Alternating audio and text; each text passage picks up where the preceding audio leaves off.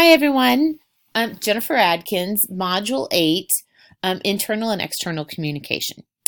For my diagram, I chose to use the website Creately.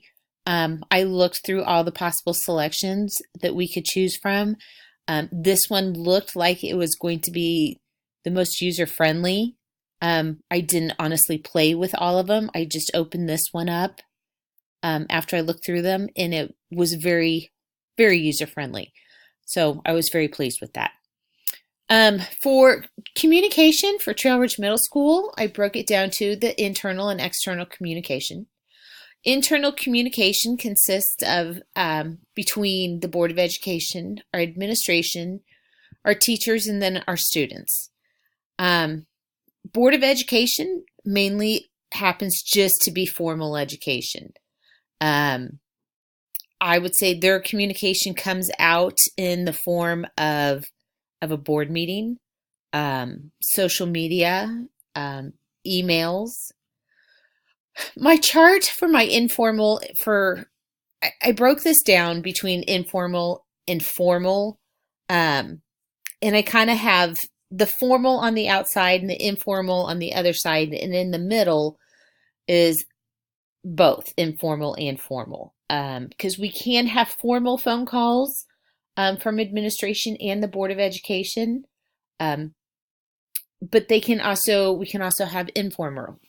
I can have my district level administrator call me just to, you know, ask a quick question, a very informal conversation. But then at the same time, she could be calling about, a very formal, this is, a meeting that is coming up, this is, or an award that was won, that type of thing.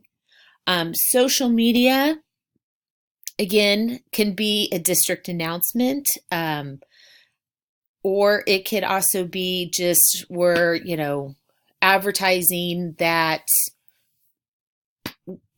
we have our play is coming up, or we have a mixer, or like this week we have our trailabration happening. So social media can be both informal and formal type of communication. The same thing with meetings.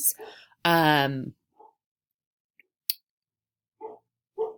we can have, informal staff meetings, or I don't really consider, you have your board meeting, which is, formal Board of Education meeting, but then um, meetings like with some parents, such as an IEP meeting, would be a formal meeting, or you have a meeting just to sit down and talk with a parent about a grade or an assignment that they don't understand, that they need help understanding to, so they can help their child. Of course, and then there's email. And again, email can happen in the form of formal or informal. In the very last column under informal, we have PLCs that happen within our building. I would say that is informal mainly because that just involves teachers. And then again, we have team meetings, and sometimes we have administrators within our team meetings. There's always agendas for our PLCs and our team meetings, but I would say they're more informal. Even with an agenda, they would fall under the informal category. As far as external communication goes, I listed our PTA because our PTA is a big group. They advertise through the websites. They have their own form of communication that goes out. PTA communicates with the parents, teachers, administration.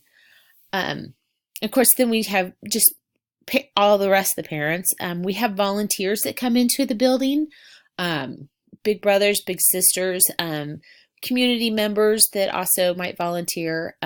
We have church groups, things like that, all within the community. Businesses around us that would be part of the community. And again, I have informal and formal communication broken down. But this formal communication would consist of newsletters, emails, social media, and again, meetings. Informal, again, would be email and phone calls, and then face-to-face. Another type of formal communication that would fall under meetings would be conferences.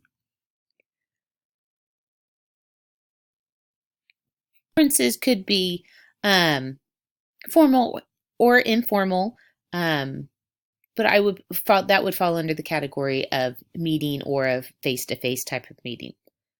So that is what communication looks like at my school. Thank you for listening.